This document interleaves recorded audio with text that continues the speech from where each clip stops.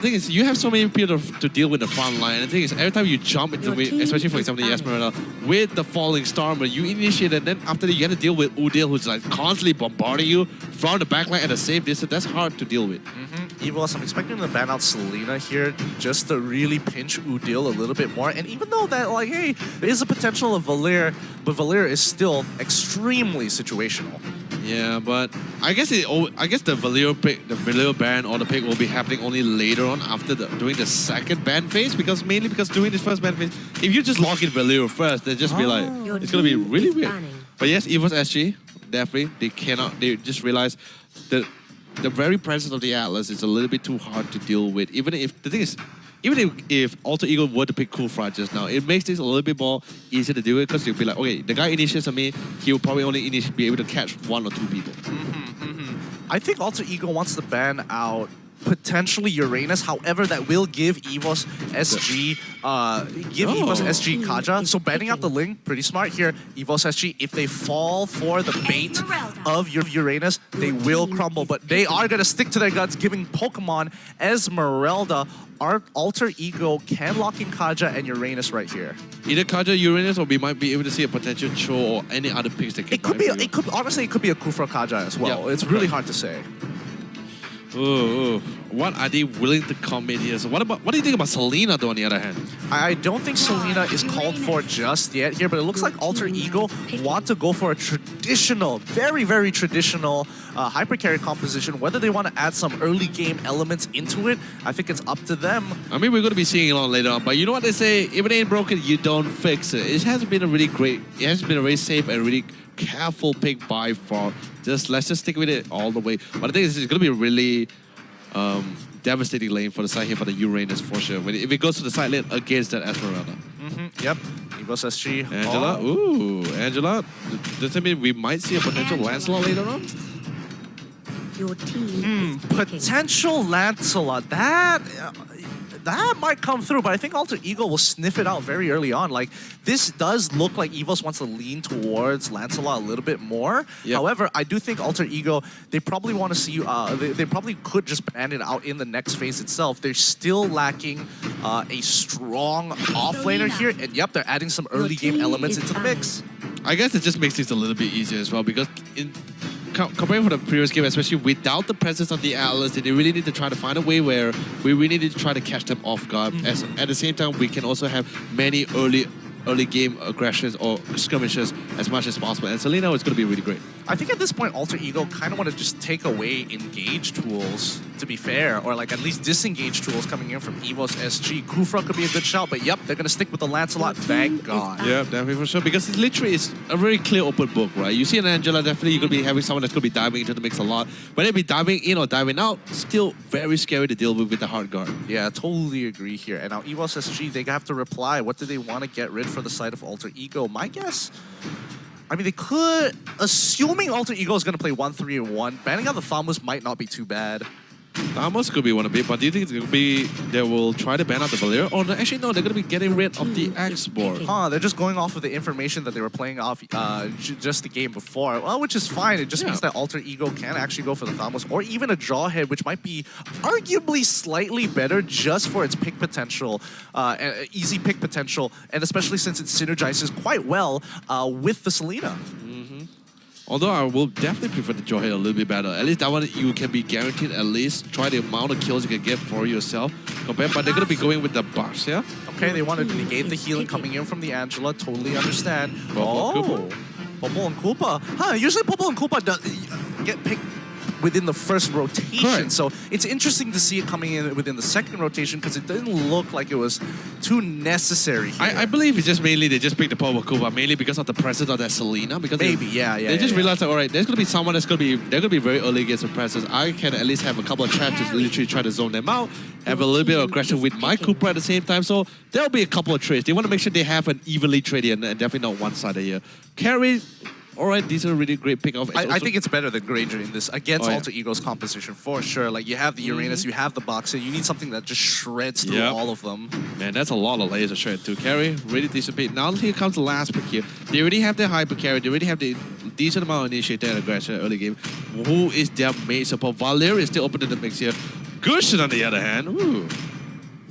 Sword Spike stacks. Sword Spike stacks.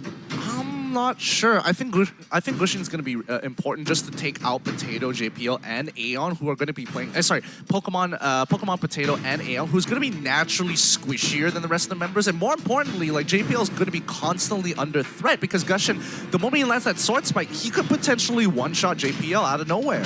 I guess mainly the goal for Alter Ego here, picking out that Gushin, is just they really want to try to shred. If he can kill, if Yam can kill, that'll be really beneficial for the team here. But if he cannot, he will be able to force out the hard guard regardless of who he's going to be targeting on. And when that happens, that's going to be allowing the rest of the team here, especially their Claude, to just clean up the house here. Oh, this is going to be so interesting. Ugh. It's kind of tough already for EVOS SG, but Alter Ego, looking at both compositions, which are you leaning more towards? My God, actually, if you ask me, I always like the team that has at least a front line to actually defend your back line for, because especially since on the side here of EVOS actually, they don't really have anyone that can, like the Cho, that kind of mobility that actually just easily bypass all these walls. They have to break through here. I feel the pick coming from the side of EVOS actually is a little bit more defensive or counter initiation picks here. Yeah, so hopefully they don't come into that major issue where it's like, I can't really end the game because I have to wait for the engagement coming in from my opponent. So let's see how they play this out. Coming in, this could be potentially the final game of the day. Can EVOS even it up or will Alter Ego? Sally boy! No way! Oh, okay, he got hit by the splash damage. No, don't flicker onto this. Please don't flicker onto this. Don't be greedy. Okay, they kind of calmed down. JPL got a little bit greedy there. He is getting chunked out here. However, luckily Udil is still level 1. If it was level 2, it's not looking good. Oh, Udil sees the opportunity, flickers on, jumps in, and the rotation coming in from AE is enough to crush away EVOS' weak opening. Dude, the rotation timing was absolutely insane. The communication was clean, it was swift. Luck, thankfully enough, Soul didn't come and just realized that they actually will fully commit 5 men towards that mid lane. Yeah, they should be able to get both Lethal Wanderers here as Yam. He doesn't really care. He doesn't want to go through. He doesn't want to deal with Pokemon because he realizes he's only level 2 to level 3. Oh, yikes. Oh, can they catch him? Oh, yes, oh my lord. Oh, wow, that damage. Yikes. No, but this is good as well. They just, even though despite losing 2 members early part, first play and also 2 members during the other game, they just need to try to slow down Sally Boy as much as possible. Yeah, and they're doing a really good job here. However, the kills did go over to Pi as well as Yam. Let's see whether Yam can kind of compensate later into the mid game once he hits level 4 to 5. No, it's really great because right now we can see Pokemon already level 4, literally 2 levels and 1 level ahead. But anyway, Potato is going to be caught off guard in a little bit of a situation, but he has the puppet on the string, will be immobilizing Udil for a couple of seconds, and suddenly Udil might not have enough mana to clear up the job. So does Potato, has to fall back. Ooh, this strong disengages coming in from EVOS SG. However, notice on the other side of the map that Uranus is having his way with the lane. He can't really push it too much from there on out, but he is going to make some rotations to get some information from the side of EVOS SG. Can he actually pull this through? Putting Aeon down. He quickly flickers over. One more Ion again, and he goes down. Trading 1 for 1. Aeon trades off with Pi, and honestly, I do think it's still a little bit more worth it for EVOS. Yeah, definitely for sure, but because the thing is, there's a lot of members coming for it. Pi doesn't really, mainly his job is just keep trying to look for people. But anyway, Soul trying to really want to clear this wave as fast as possible because he really want to hit that level 4 to give them the ability to run back. But thankfully, Leo Murphy knows that, or he already hit level 4. There's no way I'm going to be able to get this kill by myself. Falls back to safety. But the other side here, Pokemon, the sword stack coming in from Yam, instantly shredding. So trying to best, a bit of arrow coming from Udil, will not be able to connect. Leo Murphy trying to see if any more opportunity. Rotation is going to be dropped out as well. And a diversion just to get out of that sticky situation. Yeah, I mean, honestly, Pokemon shouldn't have died there. But again, this is a very convincing move around coming in from Alter Ego. Pi couldn't get on out of it. He did not have the consecration to save himself. Pokemon going to be a little bit held back here, but the same can be said about Selly Boy. Oh no, like, the thing is, as many times I look at this as well, Yam, even though still is level 4, but he has 2 kills on the back here. Leo Murphy going to be diving into the tier 1 tower. Will definitely regret it as he's diving over a low Yi. Aeon, on the other hand, will be walking to 2 members here. That's going to be Sally Boy and Udil. Sally Udil is not going to be having enough money to continue this engagement, but just for good measure, they're going to fall back. Yeah, but notice, like, the way EVOS is playing is 1 and 4. They have 1 person covering the mid lane or the top side, and then the 4 of them walk around as a kill team. And the problem with this is that they're losing pressure across the map. Yep. Oh man, just like even though like it seems like there's no major difference just yet as of late, but you can definitely tell that Alter Ego definitely has an upper hand when it comes to engagement. By the way, Sally Boy, no chance had to use the battle mirror image to back it off because that, let's be honest, that alpha roof can really bite you. Yeah, it really can. Oh, Pokemon! He get chunked down so heavily. Udil is still running for it, but the hot gun is through. Udil flickers on top of him, but Pokemon is still alive. He does not have his endless batter. And now Potato goes down. That's going to be 2 members to the side of EVOS SG going over to Alter Ego. One more just for a consolation prize. Dude, this absolutely insane. Alter Ego just constantly just trying to make this engagement as much as possible because they're just so confident. If we were to clash head on, we're totally fine. We have Uranus, we have Leo Murphy with the box here, and at the same time we have our backline engagement coming with the Yam. What do you guys have that can come against us? Not yet. You guys probably need a couple more items to try to go against us. And by the time you guys get your item, it's gonna be a little bit too late. Yeah, 3K goal lead in favor of Alter Ego. We've seen this before in Game 1. Alter Ego does not like to let go of these leads. Dude, that Abyssal arrow is just absolutely insane. Udil is really making those arrows work, man. Yeah, he is really on point today, and he is making sure that that Riverline is completely... It's just a kill zone. It's his personal playground, and now EVOS SG is getting dove under the turret. Soul, can he hold out? The Falling Star move trying to hold on. Udil, once again, he didn't land any of his ability, so he can't actually get the initial empowered dash. But again, oh, the Abyssal Mark, such a dangerous passive. Oh yeah, for sure. And also on top with the Primal Darkness as well, giving him the boost of movement speed. Positioning is literally everything in this game here. Yeah, and now EVOS is in a position where they have to play from behind. 3K gold and no objectives in their favor. No turtles, no towers. EVOS SG has only been trying to trade one for one since the 2nd minute of the game. And I mean, coming from the side here, Pokemon is really trying his best. Despite having all these odds stacking up against him, he's really trying to come back with this as much farm as possible, catch up with the lane. He's literally only 1 level difference compared to Sally Boy here. I mean, he is 1K down, so it's not looking too good for him. He's going even with Yam, and you don't want to be even with Yam. You need to be ahead. Oh no, Leo Murphy gonna be jumping in with the shield unity, instantly popping the ultimate, trying to lay them down and burn him out as much as possible. But Sally Alpha will just for good mention, a couple of defensive gonna be popped. But on the other hand though, Yam is gonna shred Aeon literally in seconds, dude. Didn't look... It looked like EVOS was trying to make a decision of whether to go in or go out there, especially since Popo was going to hit the chopping block anyway.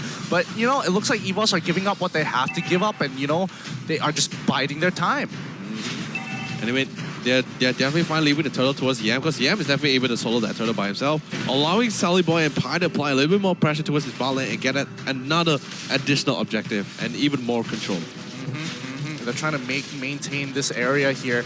Turtle once again going into the hands of Alter Ego, seeming to dominate this game. Udil just bought that Necklace of Durant, so even with Baxia, there's some added negation of healing here. Pi getting chunked out, but Baxia is slowly rotating here. Looking cushion, looking at the missile arrow from Udil. He lands it. He jumps right on top of Pokemon, and Potato ain't gonna be able to save him. My God, seriously, Potato really feels bad situation. Anyone gets caught in that abyss on arrow is really hard. By the way, Todd gonna be getting the full brown on Sally Boy with the blazing duet, but on the other side here, Udil coming in hard with a triple kill, followed by the killing spree coming from the box here, and they will clear out all 5 members of EVOS SG. Alter Ego looking really bright in this game. Yeah, they are looking a little too bright this time. It feels like they found the secret sauce. They know exactly how EVOS ticks, and this is what I'm talking about. Alter Ego is really good at adapting their aggressive strategy against their teams in best of 3s. Now they've already gotten themselves an inhibitor, and Sally Boy, big buy here with the golden staff. And that's going to be making things a little bit more easier for him as well, but as you can really kind of go for the disengagement. But there's just they're having such a lead right now, Gideon. Literally almost 10K at this point, before the 10-minute marker as well. Like you said, we have seen this many times as well, but this time, the only difference was the kill score was 16-5, and EVOS SG definitely not even close to even trying to retaliate, even in a team fight. Yep, Pokemon just needs to scale into this game. Wow! That kind of explains why he's been dying so quickly. He's still opting to go for the Golden Staff into endless battle rather than the other way around. So, all right, that's fair, but he is at a 1.3k deficit in comparison to Selly Boy. It's a real gamble he's really trying to commit here for sure. Definitely going to be committing a little bit more lives, but if he able to get a little bit more of those items online as fast as possible, then maybe some of the fights might be a little bit more different. Yeah, potentially. It could make a slight difference. It could not matter at all because, again, Udil's arrows really set in stone someone's death, especially when hit from max range. It's absolutely insane. Every one of these players really playing exactly what they're supposed to be playing and what role really they need to answer to. Or even, actually, not to say they really can retaliate or even try to answer about it. It's just that it's really hard to contest when you have such great position landings, especially great CCs coming out from Udil Abyssal Arrow. Literally. I can't do anything about it. None of us can. Oh, Potato gets one shot by Yam this time. Yam on that Gushin is really nasty. After he got that first kill, he has not stopped snowballing out of control. Oh no, Pokemon's in trouble. Oh, no. He tries to pull Flicker on back out, trying to buy some time. Phantom steps away. Leo Murphy doesn't look for the Sally Angels Boy. looking for it, but Sally Boy with the crazy do what? Cuts them all down. Dude, he almost died as well. Managed to back out just in time with the battle image part. And before going down, Udil definitely making sure he seals the deal in this game, ensuring that EVOS SG will not be able to come back with this. Congratulations. Well played. GG, well played. Come from the side of Alter Ego Esports. Only smiles coming in from Alter Ego there once they get into